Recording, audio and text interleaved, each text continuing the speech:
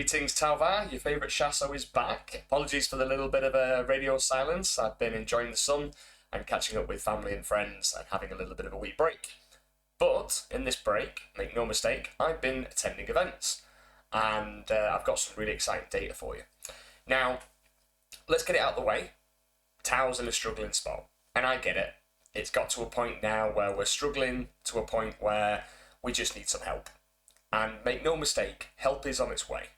The June Dataslate will soon be upon us, and there's going to be some quality of life changes. I can feel it, I know it, and I've done my best to try and influence change by sending appropriate messages to the right people and with some suggestions. So we'll get it out of the way now because there's lots of positive things to take from this video that I've got planned today, but we need help in terms of our detachment rule. The guiding mechanic is just...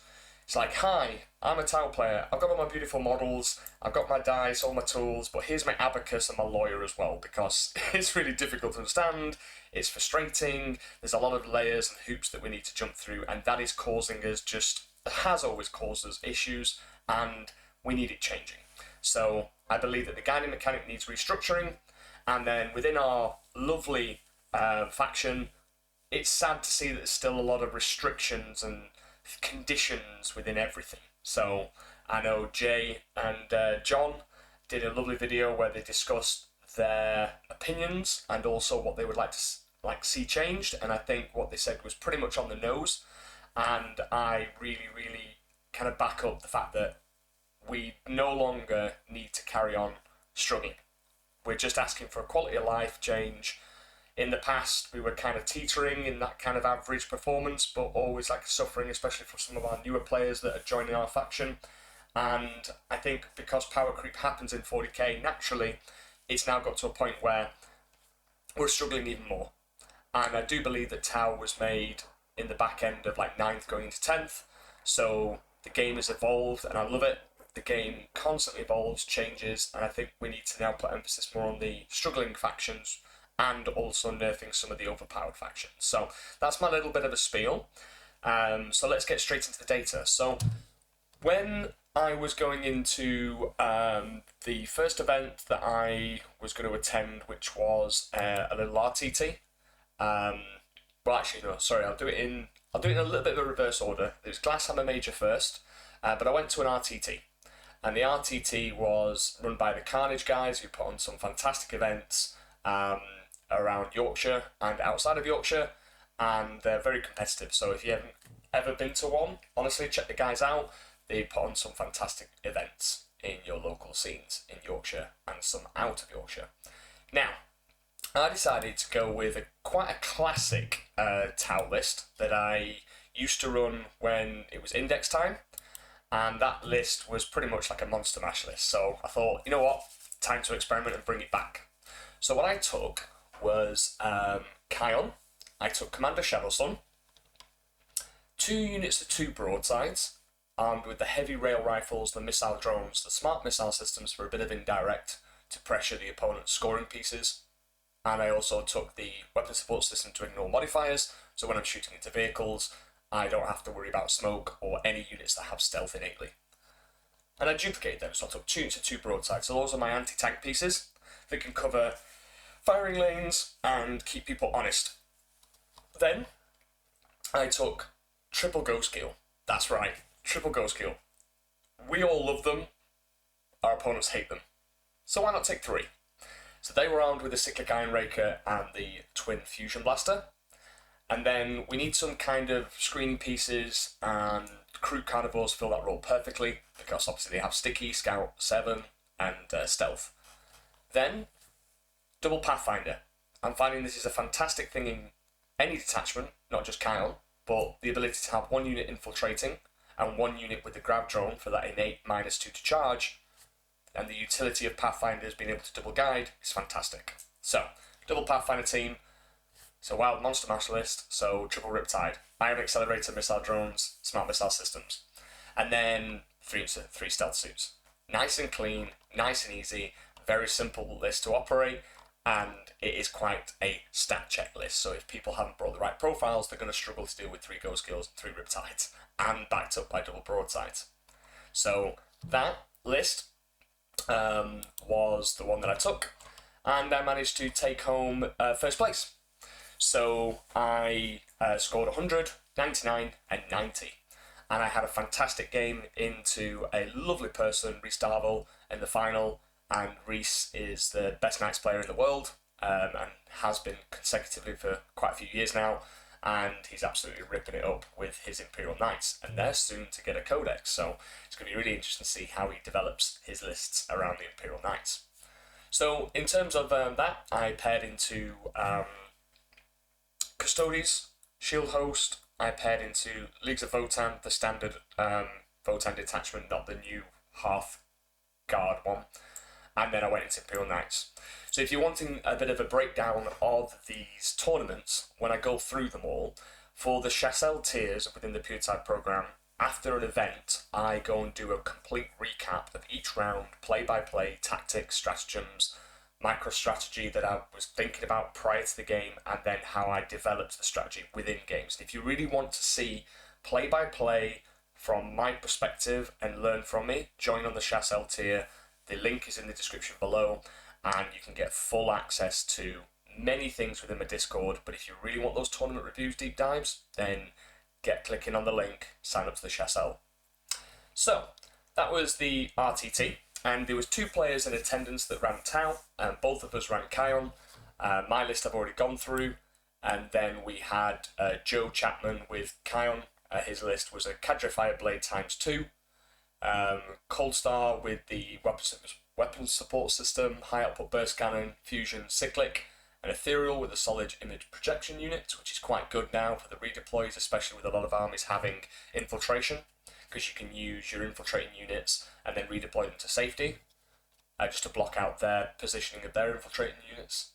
2 breach teams, a strike team, 2 Devilfish, 2 single broadsides, with 2 shield drones, smart missile system, weapon support system, Star Scythe unit all with bursts, a Sunforge team, a Ghost Kill, 2 Pathfinders, a Riptide ×2, 2 stealth suits. So this event, it was a 50% win rate for Kang, because there's only 2 Tau players in attendance. I had a lovely chat with Joe, and we talked about strategies afterwards and what he could do and how he can change his list and little top tips. So sadly Joe did go 0-3, but they were very close games, so that win rate for Kauyon was 50% just from that event. So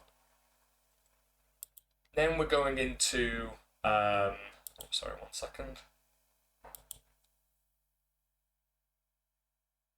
So we'll go into the next event. So the next event that I went into was the Glasshammer Major. Now this was using the WTC scoring system, and it was also using a terrain set that was pretty much identical to WTC, but with a few kind of changes. It was having like big square pieces and rectangles, and rather than just your standard kind of WTC rectangles, it was mixtures of different kind of size pieces, if you will.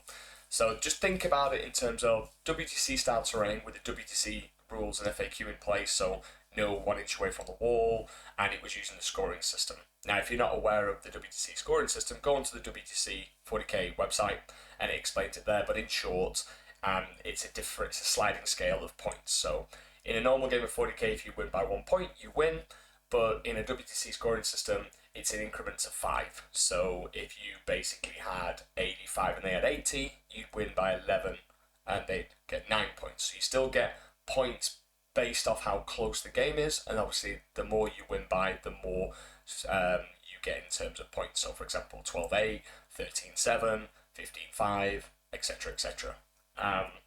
So going into this, the Glasshammer event had 6 Tau players.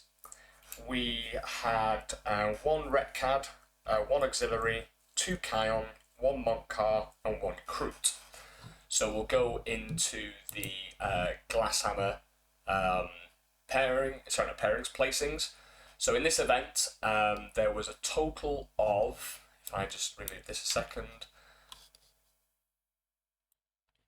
there was 107 players. I think it ended up being about 105 just short of this because of drops.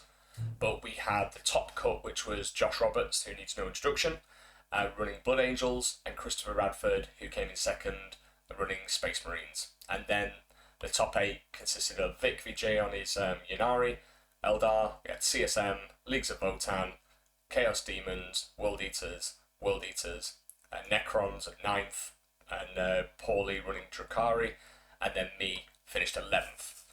Now, as you can see here, 4 wins for myself, pretty decent scoring from a WTC perspective, because scoring for Tau can be quite difficult, especially like big differentials. So you'll see small wins quite a lot, and you'll notice here that a couple of my games were small wins, like an 11, and then the other ones were quite big. So 18, 11.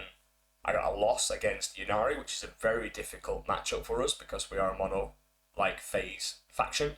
So going against Ynnari was always going to be an uphill struggle, and I played Vic. So I only lost to Vic, who finished 3rd. And then the other wins were solid at 19-1, 15-5. So really good scoring, and my list was, so if I just now just put Empire in there so you can see all the Tau players. So my list was Retcad, and I took the following. It was my adaptation of the World Champions list that I took, and I dialed down the commanders because that list was like 21 crisis suits and 7 commanders. This time I just reduced a commander to put in a few extra things. So I had Commander Farsight, I had a Cold Star with 3 fusions and a shield generator, and 2 shield drones with the internal grenade racks enhancement. Then I had a Cold Star with 3 fusion blasters, shield generator, and 2 shield drones. So all 3 of these commanders, Farsight and the 2 Cold Stars, will have 8 wounds and a 4 pin bump. The reason I did this was because there's a lot of damage out there. There's also precision to bear in mind, especially with combat pieces, and I didn't want my important commanders of these units being sniped, because obviously Cold Stars give you that speed that you need, and the 1 Cold Star with internal grenade racks is quite nice to keep alive. Then we go on to another Cold Star with the air bursting fragmentation, burst cannon, cyclic, high output burst, 2 gun drones, because I wanted more DACA, and the air burst is a very clever pick, and you might be thinking, well, the air burst fragmentation projector is rubbish. On paper, yeah, it is. It's strength 3, no AP. So, yeah, like I said, it's not the best gun, but when then you look at Retcad's ability, so Retcad allowing you to get +1 strength when you're within 12, and +1 AP within 9, and then if he's attached to Star Scythe, Crisis Suits, you're going to be having an additional AP as well. So actually then going to strength 4, AP 2, ignoring cover if they're being guided. With Blast, I was expecting a lot of like kind of big units, especially the Necron Awakened Dynasty, maybe, you know, Cursed Cultist bricks, that kind of stuff. It does chip away, especially when you add the Blast in there. So the rest of the list was another 2 commanders, one of them being an Enforcer with a Marker Drone, Shield Drone, 4 Missile Pods, and then we got the final commander, who's my Warlord, Air Bursting Frag, Cyclic, 2 Plasma, 2 Shield Drones, Starflare Ignition. So I wanted him to have 8 wounds again. Don't really need to put a Marker Drone on there. The reason I put a Marker Drone on the Enforcer with 4 missiles is simply because I wanted to, if for example the Crisis Suit died, he's still quite tanky, and then he can guide for stuff. And then the rest of the commanders, obviously the DACA one had the extra gun drones for more DACA, and then this one more, so I had 1, 2, 3, 4 of my commanders with 8 wounds. And then giving him the Starflare Ignition system for Uppy Downey, and the reason I put the air bursting fragmentation on there is in some matchups, if I've killed too much, and then I need to use this unit for Fire and Fade, I can only Fire and Fade if I've been able to shoot. So with the air burst being able to indirect something that's trying to hide, it always unlocks my Fire and Fade, which is a very clever little tech piece that allows me to utilise the Fire and Fade stratagem regardless of if there's any visible targets to shoot. So this was a very clever tailored tech piece that can always allow this unit to get to where it wants and do what I need it to do. Then the rest of the list is a Fire Knife Battlesuit team, 2 of them, 1 all with plasmas, 1 all with missiles, a Starside team all with the bursts, and a Starside team all with flamers. So this flamer unit is a nice flex piece because it's got a small footprint, and it's also good to be attached to Farsight if my matchup needs it. Now, one thing that I've got here is I've gone heavy on the suits, no broadsides in this one. So the best thing about Retaliation Cadre is the fact that you can swap and change your commanders depending on your matchup. And the prime example here is the Flamer unit. So my Flamer unit can go, cool, I'll be solo, drop in, flame some stuff, overwatch, guide for something else, or alternatively can be attached to a relevant commander, whether it be Farsight or a Cold Star, depending on if I need it in the matchup. So the Eldari matchup, for example, I could have Farsight within there, or I could just have them solo. And I mentioned the Burst Star Scythe unit to go with a Cold Star, and then I've got triple Sunforge. So if you look at it on paper, I need to deal with anti-tank, then I've got Cold Star with Fusion, Farsight. All three of those go with a Sunforge team each. They're really durable with a 4-up invuln, and obviously then they're really good at dealing with monsters and tanks. We need some utility, so I've gone with 2 units of Crude Carnivores, and then 2 units of Pathfinders, one with Grav for -2, and one with Recon for Infiltration, and then the standard 3 units of 3 Stealth Suits. So it's a solid list, and it performed very well.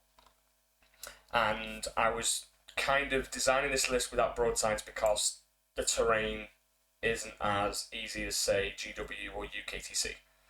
So I can utilise the speed, the deep strike, and threaten areas of the board rather than relying on getting long lines of sights with, say, broadsides or hammerheads. So I went more on the Sunforge and the speed rather than the durability and long range of the broadsides. Okay, so the other, if I break down the Glasshammer event, so we had 6 Tau players. We had 1 person, which was myself, on Retaliation. We had 1 person on Auxiliary, which was Jack Downing from Vanguard Tactics. And we had 2 players on Kauyon, 1 Monk Car, and 1 Crew. So Joe Dino, big Crew, little Crew cardboard box. And I played against Joe, fantastic person, and also won the best painting. And he has a phenomenal Instagram, so I have shared that in my Discord. And he won best painting, won the big hammer, and also has his army currently being displayed on the GW cabinets at Warhammer World. So Joe is a lovely human, and the amount of work that he's put into this army is insane. It looks gorgeous. So it wasn't necessarily a competitive list that he took. It was more of the labour of love. And he had Dark Strider, Ethereal, Flesh Shaper, Lone Spear with a Crew Hawk Flock, another Lone Spear, Trail Shaper, with Dark Strider and the Crew Hawk Flock, Lone Spear, 2 forms of no destruction at 12. 20-man crew, Sunforge team, Ghost Keel, Hammerhead, Crew Filestalkers ×2, a unit of 3 Rampages, a single Piranha, single Riptide, 1 Stealth, Storm Surge, and a Vespid. So, Crew went 2 and 3 at that event, so 40% win rate. Repcad, I went 4 and 1, so that's an 80% win rate for Repcad at this event. And then we move on to the other lists. So we have Richard Patterson, 3-shot railgun, he's taking Kyle, Commander Shadowsun, Breacher team with the Delphish, Ghost Keel, a railgun Hammerhead, Crew Carnivore, a single Crew Tox Rider, Pathfinder team with the Recon drone, single Piranha ×2, triple Riptide, double Skyray, triple Stealth, and a Vespid team. And we had 2 Kauyon players. So then the next Kauyon list is Mark Copeland. He's on my Discord. Phenomenal guy, love him to bits. And he was rocking out the Tau Detachment. Had a rocky start, but then pulled it around on day 2. And absolutely should be proud of his results. And we talked in person on the Discord. And he's going to go from strength to strength. So he took a Cold Star with the Exemplar of Kauyon, the 3 Plasma Cyclic Iron Blaster, Marker Drone, Shield Drone, and then the Exemplar of Kauyon allowed him to do Sustain its 2 from turn 2 rather than the 3. 2 Breach teams, a Crew Carnivore ×2, a Pathfinder team, one with Recon, and then the other one with a Grav Inhibitor Drone for -2 charge, 3 units of 3 Stealth, a unit of 2 broadsides with the Seeker Heavy Rail Weapon Support System and the Missile Drones. Then he's gone with a Fire Knife Plasma team and another Riptide, a Railgun Hammerhead, triple Riptide, 2 Delphish. So nice and steady, got good anti-tank, hammerhead and broadsides, got the riptides for all those mid-table bullies, enough trading pieces like double pathfinder and double breachers, so plenty of mission play, and he's also got that aggressive crisis suit unit that can be used on turn 2. So between the two Kauyon players, which was Richard and Mark, 5 wins, 5 losses, so a 50% win rate. And then we've got Montcar, James Tuff, an Ethereal with Strategic Conqueror, 2 Ghost Keels with the Cyclic Iron Raker and the Fusion, Hammerhead, all with Iron Cannons because it's great in Montcar with the extra EP and the lethals, and they've obviously got their once per game Seeker Missiles, a single crew Carnival squad, a Pathfinder team with the Recon drone,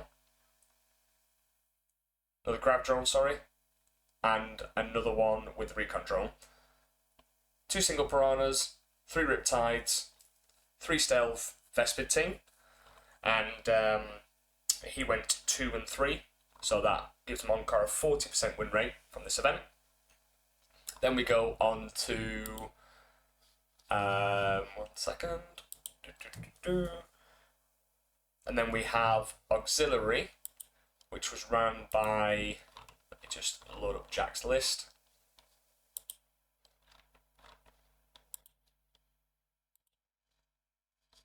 So Jack Downing is running the Auxiliary Cadre, very good Tau player.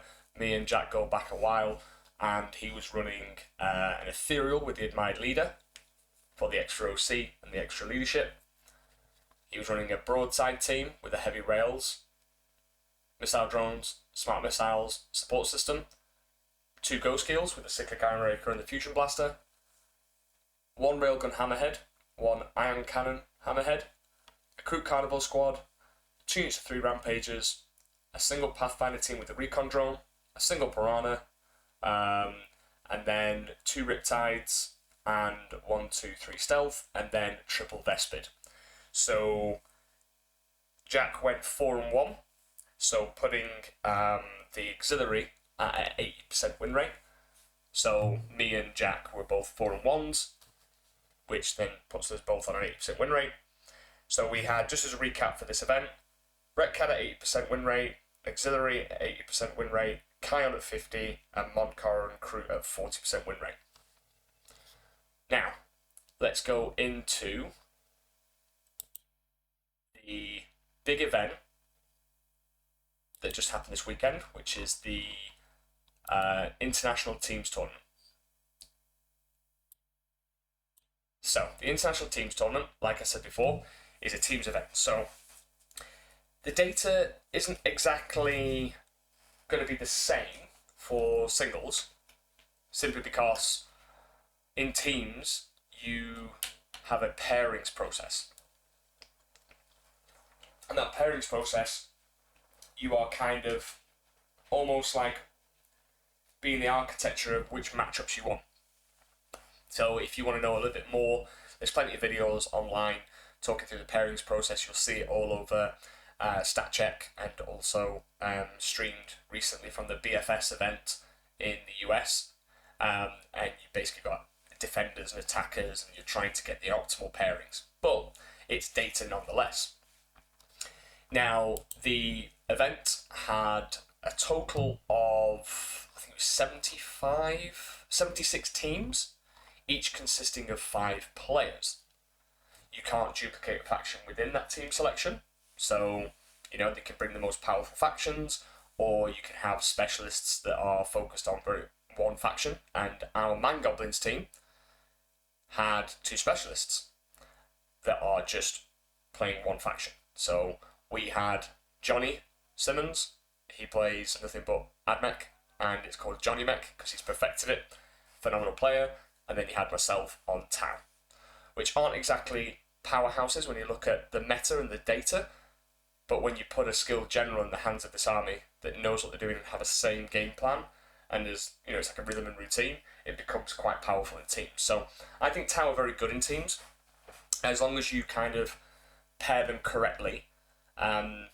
and the traditional pairings for Tau have been put them down as a defender, and they can just choose a light board and get busy blasting. They could maybe change their list to have, say, more lone ops in, like Ghost Kills can be really frustrating on a light board. And in teams, you'll have like 3 variants of terrain. You'll have a light table, a medium, which is pretty much a standard one, and a heavy. Now, if I was just to kind of simply,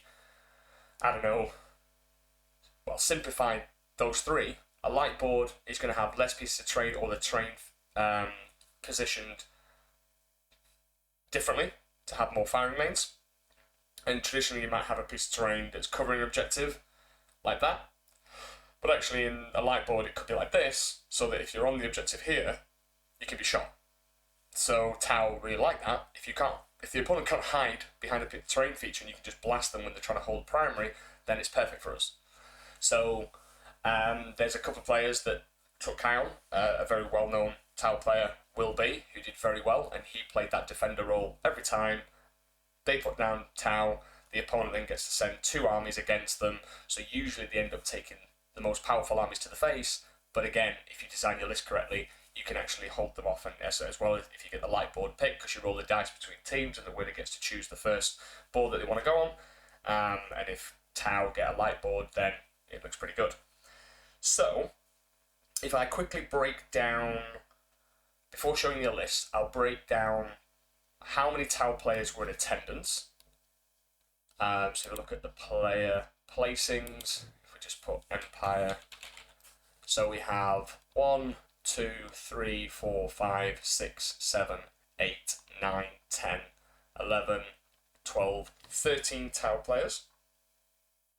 And that will a total of 66 games, because one of the Tau players, aka myself, ended up playing in the finals for a 6th round. So, so at this event, we had 13 Tau players, 66 games, 42% win rate overall, 28 wins, 14 draws, and 24 losses.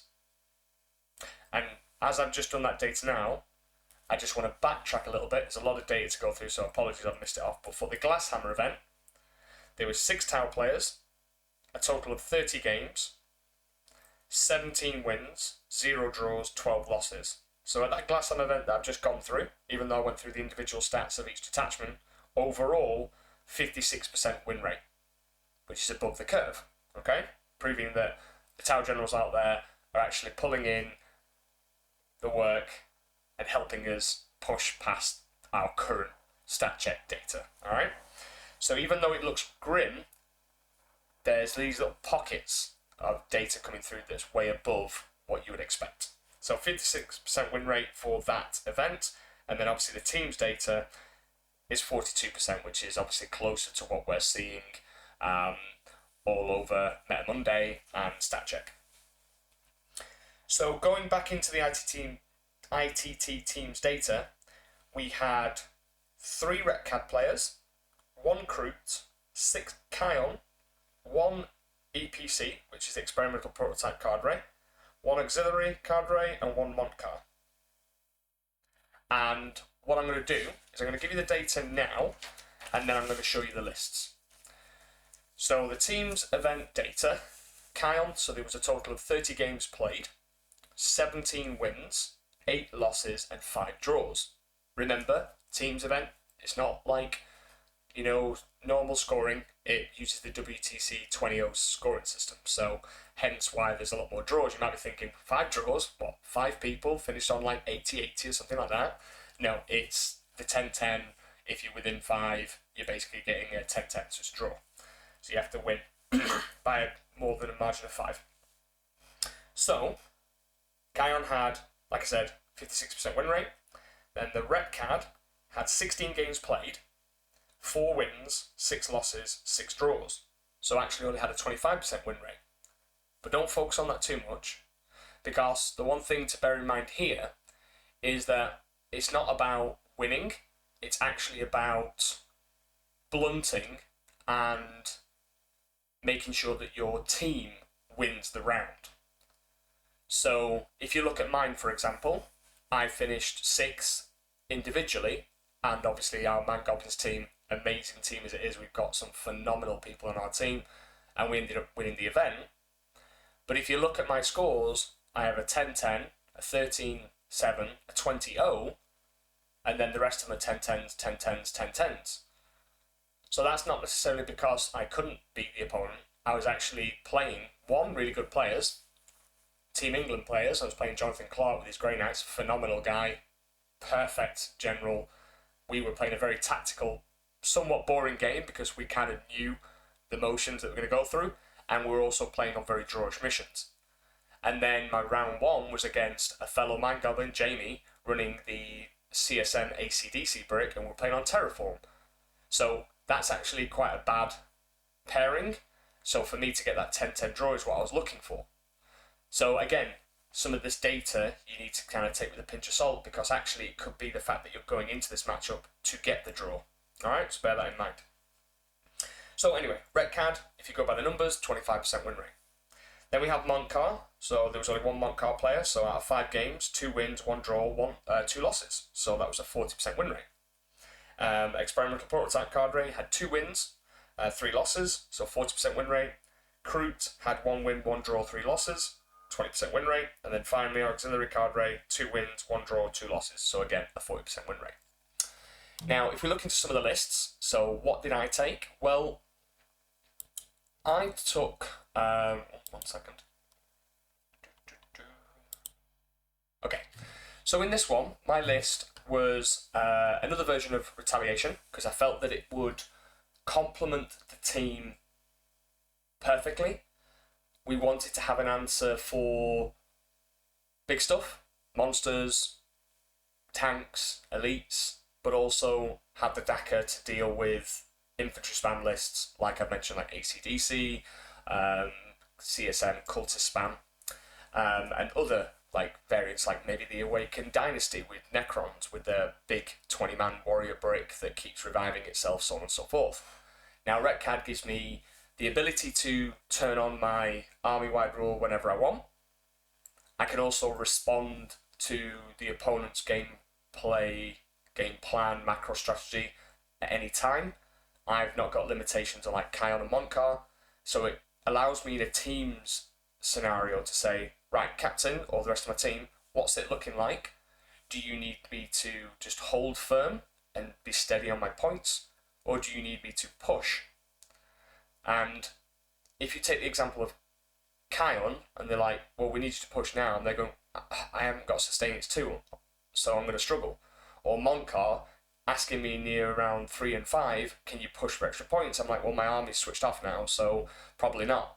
Whereas Retcad, I can react at any given point. So I like that, and hence why I think Retaliation is a really good attacker in teams rather than a defender. That's the Kauyon role, just to go down first, get the 2 armies that are sent towards you to pick one and put it on a light board, bam. Retcad can kind of prey.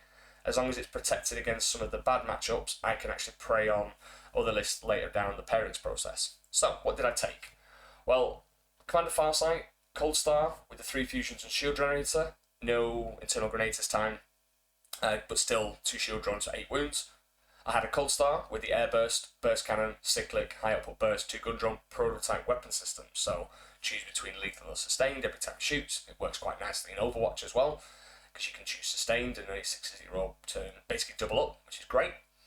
And he's also a DACA boss. He just shoots loads, and if you do the stratagem, for example, Aracon Protocol, you can get sustained hits 1 if there are 6 models in a unit, but if there's 11 or more, you get sustained hits 2, and then you can just choose lethal, so you'll have lethal and sustained, which is a great combo.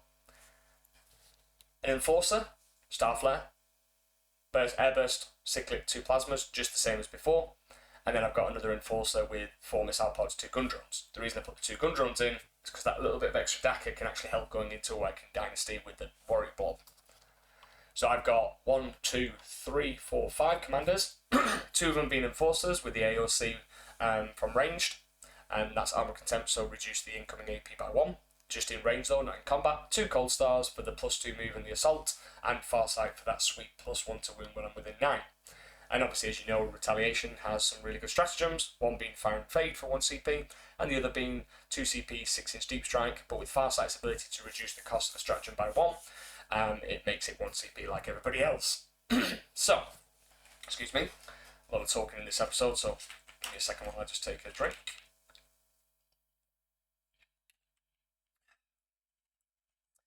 So, with it being UKTC, and obviously I mentioned before that they needed a little bit of flex in my list, I took 2 units of 2 broadsides, armed with this smart missile systems, weapon support system, and the heavy rail rifles and missile drones. Took 2 units of them. Quite simply, I want one on the right, one on the left, cover the firing lanes. Keep them honest. Stop big tanks from just deploying on the line and running at me. Flying out teams, I got 2 of them, one all with missiles and one all with plasmas. The idea is, plasma goes with uppy downy plasma commander, missiles go with missile commander. Star Scythe burst team goes with burst cold star, and then I've got double sun forge, one to go with Farsight and one to go with the cold star with fusions. 2 units of crew, 2 units of Pathfinder, one with recon, one with grav, so I've got 40 infantry in the list, one of them within an innate -2 to charge, and it also keeps my guiding going. 3 units of 3 stealth suits, which is pretty standard. So nice and solid, well-rounded Retcad list, and I did give my team 3 options to choose from, which is an all-crew list, literally all crew, which I've done in previous videos. The Kauyon list, which I've just gone through, which is the stat check, triple ghost kill, triple riptide, shadow sun, double broadsides, triple stealth, double pathfinder, double crew.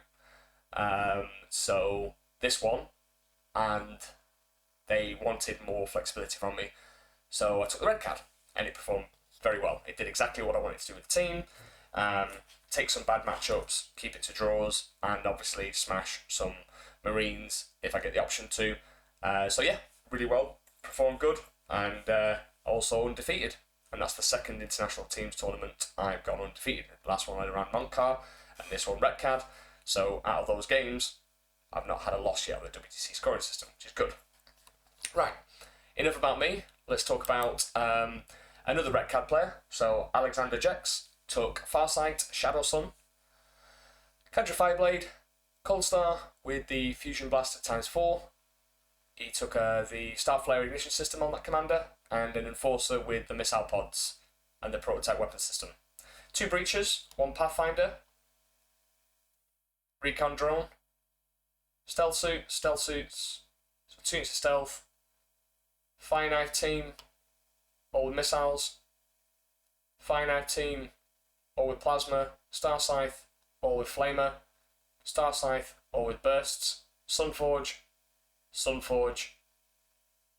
Ghost Keel, 2 Devilfish. So, got the crisis suits, but got more emphasis on keeping the double breacher fish for objective play.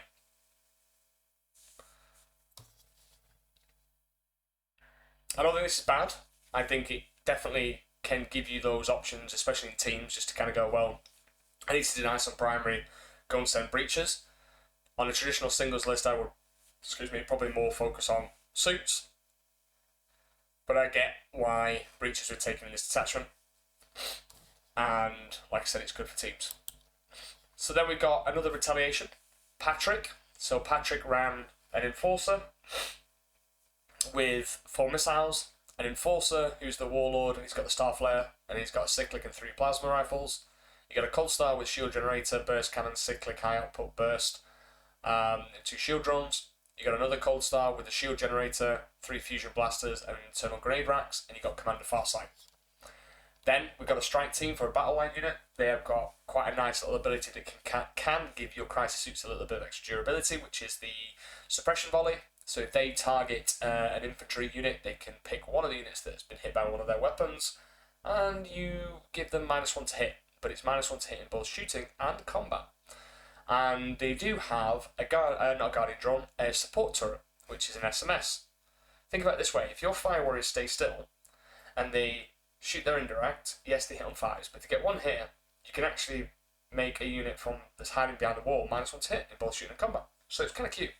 And they're also battle line for actions and whatnot, and they're OC2, so they can guard objectives quite well, and they can still guide for stuff. Then you've got a crew team, a Pathfinder team, 3 units of 3 stealth, a unit of Vespid, 2 units of 2 broadsides with the rails, missiles, seekers, and weapon support system, 2 finite teams, one all with plasma, one all with missile, a star side team all with burst, and then you've got a double Sunforge. So the idea will be nice and simple: uppy downy commander with plasmas with a plasma unit, missile enforcer with missile unit, the cold stars, one cold star with the fusions with the Sunforge, farsight with the Sunforge, and then the cold star with the burst cannon, high output burst with the star side burst. So nice and simple and easy to understand where the commanders are going. Now we move on to Kauyon King himself, will be. He's been running this list notoriously across the UKTC scene, and his list comprises of Darkstrider as the only character, 2 Breachers, a Crew Carnivore squad, 2 Pathfinder teams, one with Recon, one with Grav.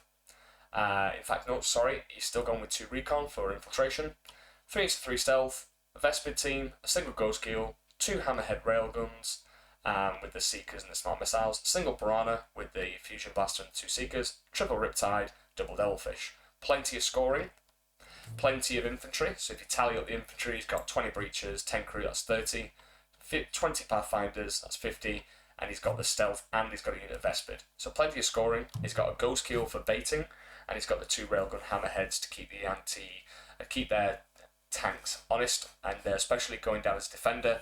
The single Piranha can go whiz out, screen board, do secondaries for you, and whilst the Hammerheads can cover the long range, and the Ghost Keel baits the enemy into kill zones. And with the fact that you can do Wall of Mirrors, it means that Ghost Keel can be in multiple places, and same with the stealth. So guiding isn't actually an issue because the stealth suits can redeploy. And yeah, it's a well-rounded list, and he's been running it consistently and doing very, very, very well with it. So no shock there, but well done to Will. And I'll go through the stats for the ITT. Kauyon, like I said, had 56% win rate. So that was the highest scoring, the highest win rate for the event in terms of our detachments. So the next Kauyon list was Andrew King, who took a Cadre Fireblade, an Enforcer with the Exemplar of Kang with 3 plasma rifles and a cyclic, a Breach team, a Devilfish, a Broadside team, again, Seekers, support system, rails, missile drones, fire knife with plasma, single Ghost Keel, 2 Railgun Hammerheads, Crew, Pathfinder, Piranha, double Riptide, triple Stealth, Vespid team. So again, very much designed for the defender list. It's got a bit of mission play, and it's got the Cadre in for extra DACA, and then it's got the Crisis suits. One less Riptide, yeah, but a little extra pieces here and there, aka a Broadside team.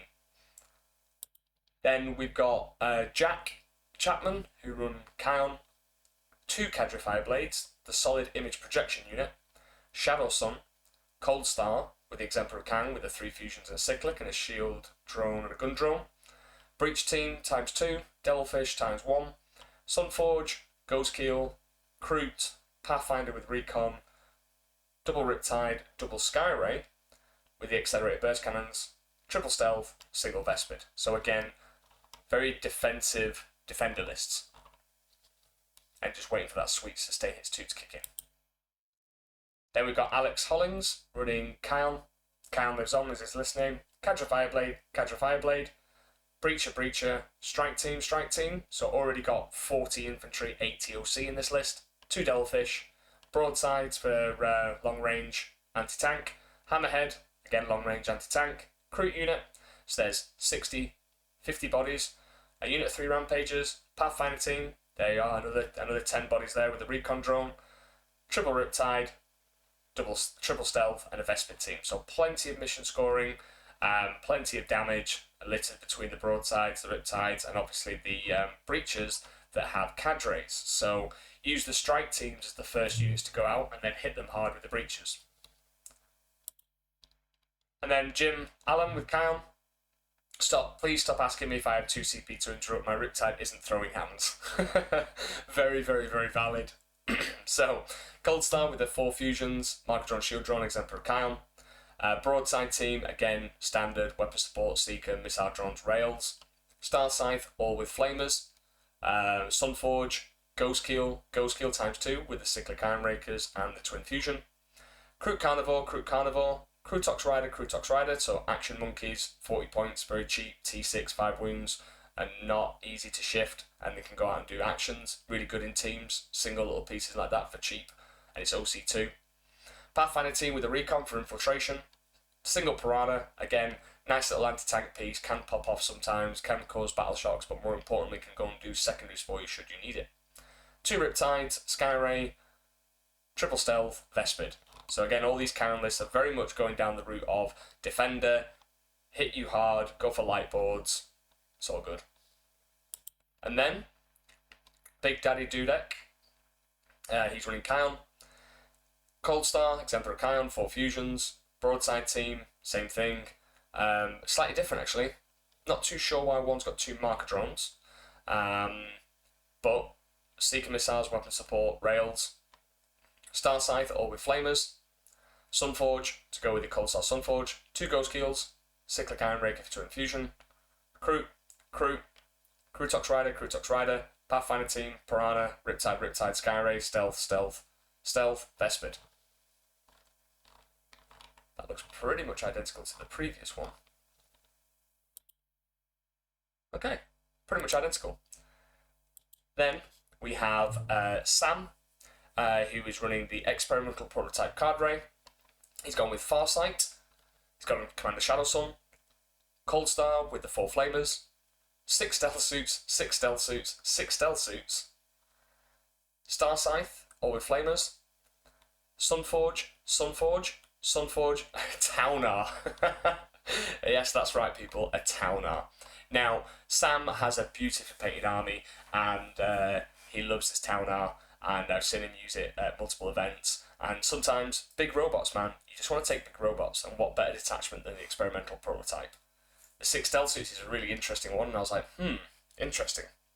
So, going into the other list, then I'll give you the overall data of these detachments again, because I know there's a lot of information that I'm trying to share, and so sorry if it's going in and out of stuff, but I'm trying my best to keep it all kind of smooth for you to understand. Let's have a look at Gregor Geddes. He's running Auxiliary CAD. Farsight, Cold Star with the Admired Leader with a high output burst 2 missiles and a cyclic. We have a Trail Shaper with Student Kauyon for deep striking Kroot. That's hilarious. Breach Team, Devilfish, Fire Knife with missiles, Sunforge, Ghost Keel with a cyclic Iron Rig and a twin burst. Kroot Carnivore times 2. Farstalker unit, a unit of 5 hounds. 2 units of 3 rampages. A Pathfinder team with the -2 to charge drone. A Riptide, Skyray, Stealth, and double Vespid.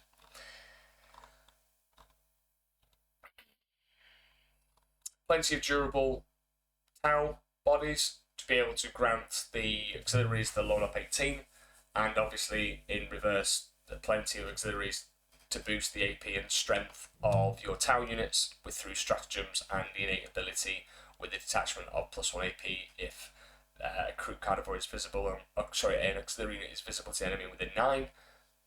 And then we move on to the last 2 lists, which are Gustav with Montcar, Kroot Warshaper with Strike Swiftly, enabled to give 2 units Scout Move 6, and with the Warshaper being able to infiltrate and then Scout Move, you can put them in really decent positions to really kind of make use out of that Strike Swiftly enhancement. And also the Warshaper's got a really nice ability when part of a stratagem. Montcar has this one where you pick 2 units and the Warshaper can be part of that selection process. It can reduce the cost of the CP by 1, which is really nice. It allows you to basically do the extra AP and also auto advance in the first turn. Really good for Montcar. Breach Team, Devilfish, second Devilfish as well. Ghost Keel, Railgun Hammerhead, 2 Ion Cannon Hammerheads. Kroot Carnivore squad for Sticky, 2 Pathfinder teams, 1 with the Grav, 1 with the Recon. Triple Riptide with the Ion Missile Drone Smart Missile. Triple Stealth, single Vespid. So, solid, Montcar Rush, bit of everything in there. That was the Montcar list. And then finally, we've got Sam with Kroot Hunting Pack, Ethereal, Flesh Shaper times 2, Lone Spear times 2, 1 with the Kroot Hut Flock. Kroot Warshaper with the Root Carved Weapons for Dev Wounds, Anti-Infantry 3+. Kroot Carnivore, 20. 2 to 20 Kroot Carnivores. 3 units of 10, 1 unit of 10 strike team to go with the Ethereal, Farstalker unit, 2 units of Hounds, 6 Rampages, 6 Rampages, 6 Rampages, yes buddy, love it, 18 Angry Gorillas, and then 3 units of 3 Crutox Riders, a Pathfinder team and a Vespid team. Now, the Crutox Riders plus the Rampage, that's 145 wounds at T6, 5 wounds a pop. It's insane. Plus crew, plus the regen strats, it's a lot of bodies, able to play the primary, and crit shooting ain't bad, especially when you layer lots of stuff like the full rerolls to hit. So we've gone through all of the lists here. Okay, so as you can see, a wide variety of styles, and gives you good kind of scope to where generals are kind of like taking their lists. So I just wanted to kind of recap now on the stats from the teams event, and then I'm going to go with an overall percentage of these 3 events that I've reviewed, the RTT, Glasshammer, and then the ITT teams event. I'm going to give you the kind of overall stats, because I am aware that StatCheck are having a few issues with the back end of BCP, and we've kind of been waiting for this data to have a look at where we're currently sitting. So I've kind of taken initiative and tried to do it manually myself. So this team's event, I'm going to run through as I've listed. So Kauyon, like I said before, 56% win rate, just for this event. Then we have 3 detachments, all at 40%. We have Montcar with 5 games played, 40% win rate, 2 wins, 1 draw, 1 loss. Sorry, 2 losses, 1 draw, 2 wins. Then we have Experimental Prototype Cadre with 2 wins, 3 losses. Then we have Auxiliary Cad, 2 wins, 2 losses, 1 draw at 40% win rate. Then we have Kroot at 1 win, 1 draw, 3 losses. And we have Retcad with 4 wins, 6 losses, 6 draws at 25% win rate. So in terms of just from that team's event, Kauyon is coming out the strongest. Yes, the other 3 at 40% only had 5 games each. So with the Kauyon, there was 30 games played, so it was the more popular one. Retcad was 16 games. And then Montcar, EPC, Crew, and Auxiliary were only 5. So the data obviously means that Retcad and Kauyon were very popular for teams, and I can see why. But like I said before, the 25% win rate Retcad doesn't really represent, and you've got to take the data with a pinch of salt. But the draws are very important in teams as well, because it's not single wins that you want, you have to win as a team. So that's the teams event. Now, let's get straight into the overall data, shall we? So, okay. So the overall data, we have, I want you to think, out of all of the detachments, which one you think is going to have performed the best. Now, let me just, while you're thinking about that, let me just calculate total games, because this also is really important as well. Should have done that beforehand, but give me a moment.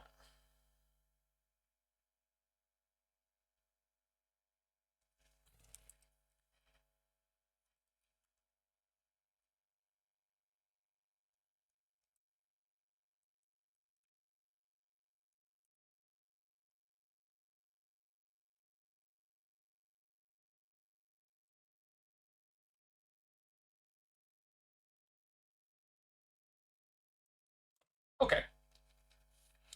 So we're going to go with the amount of games played. So we have Kauyon coming out on the top with 38 games over these last 3 events. Then we have Retaliation at 21.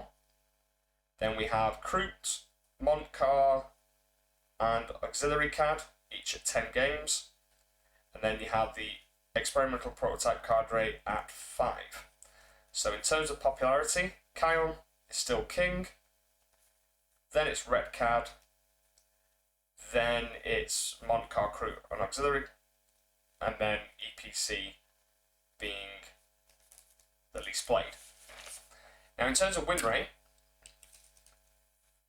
Auxiliary Cad is coming in from those 3 events that I've just gone through, a 60% win rate, with 6 wins, 1 draw, 3 losses. Then, coming in second place, we have Kauyon, with the most games played at 38, with 17 wins, 5 draws, 16 losses. So that's 44% win rate. Then we have Montcar with 10 games played, 4 wins, 1 draw, 5 losses, 40%. Then we have EPC, 2 wins, 3 losses, 40%. Then we have RepCad at 38% win rate, with 8 wins, 6 draws, 7 losses.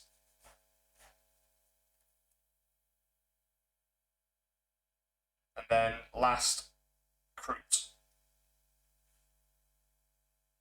3 wins, 1 draw, 6 losses at 30%. And in terms of when you calculate all of the games that I have reviewed on this call, on this video, should I say, there's been 102 games played over these 3 events. So that 1 RTT, 1 major, and a major teams tournament.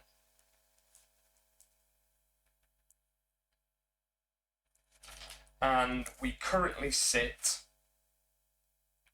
at 48% win rate from these 3 events that I've reviewed. So actually, when you look at it, and again the data's slightly skewed from the teams and the draws and stuff, but actually, from these results alone, as a collective, it's not bad. Still not 50%. But close. But I think when we're going to get the data coming out from stat check, once the back end has been fixed, it is going to be around about that 40%, 42%. And that's where we've been sitting on the stat check. Not stat check, sorry, Meta Monday. So I think the thing to finalise on is that don't get disarmed. You're well within your right to be like, this is a joke. Lots of factions that are coming out, they're way more overpowered, and I'm struggling just to kind of play the faction I love, and you're correct. It is a struggle. But as soon as we get that quality of life boost that we need, things will get easier.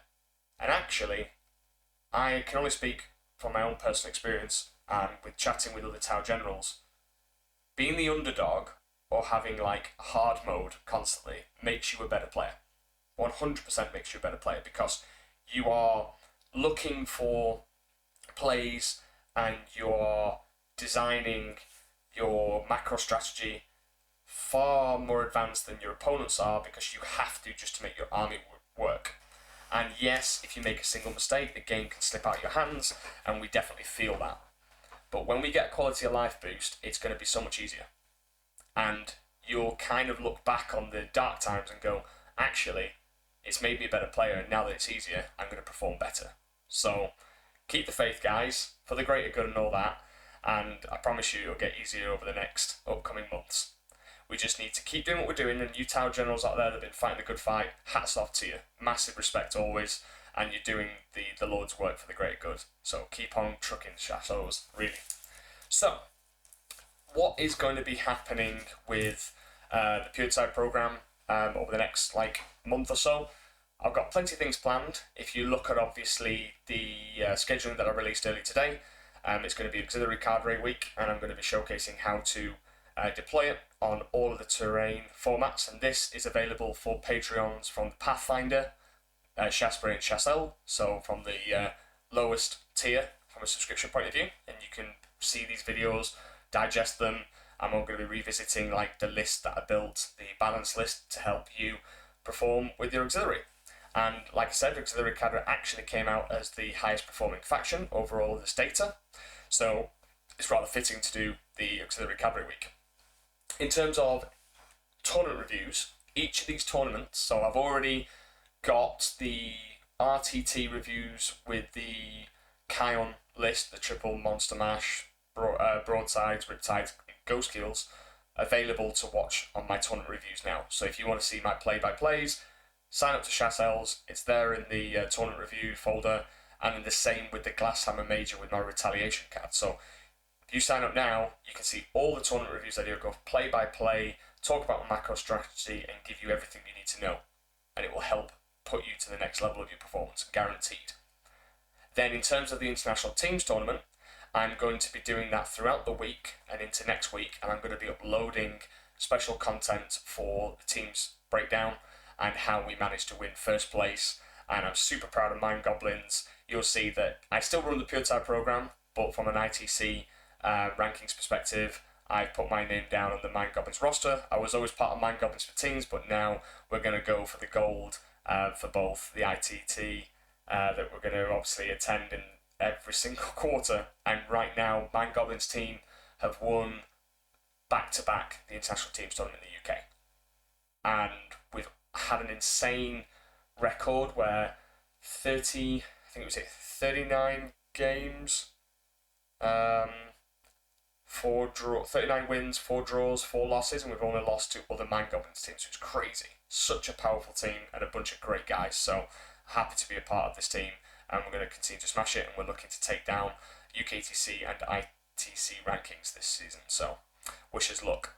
So if you want to hear more about that, then tune in with the Chassel tier and above, because we're going to be doing videos on that and content over the next upcoming weeks, and I'm looking forward to it. And finally, one last thing.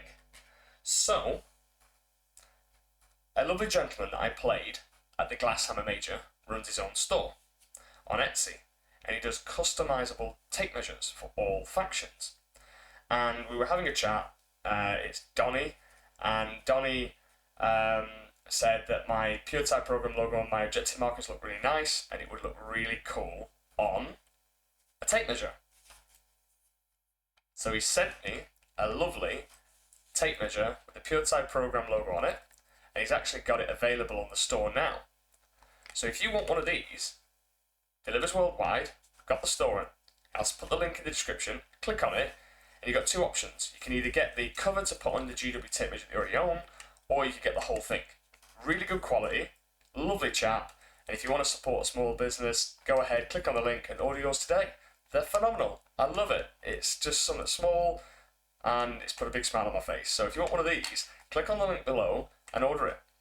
He's currently on holiday to the 18th of May, so there'll be around about a 4-week waiting time, but usually it's done within 9 to 12 days, but he's on holiday until the 18th of May. But make sure, click on the link, order yours now. They're phenomenal. It comes in different colours as well, and you can even customise the colour of the button, so go and check it out. I'm really, really over the moon with this. Little things like that, visual aids, tools, dice trays, we're all massive geeks and nerds, we love them, and this is a nice addition. So thank you so much, Donnie, for sending me this, and for you Tau guys out there, you Chassos, make sure you don't miss out on this opportunity to click on the link below and get one yourself.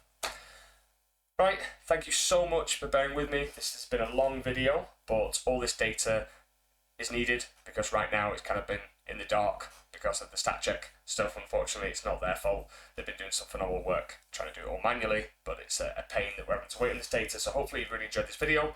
Please support me as per usual. Like, comment, subscribe to the channel if you're not already subscribed. And if you want to up your game, up your performance, learn from the best and be part of an amazing Tau community that's growing daily, click on the link below and join the Puretide Program now. So guys, I wish you the very best of weeks and days, and whatever you're doing, enjoy, live life to the best, and for the greater good. Take care, guys. See you later.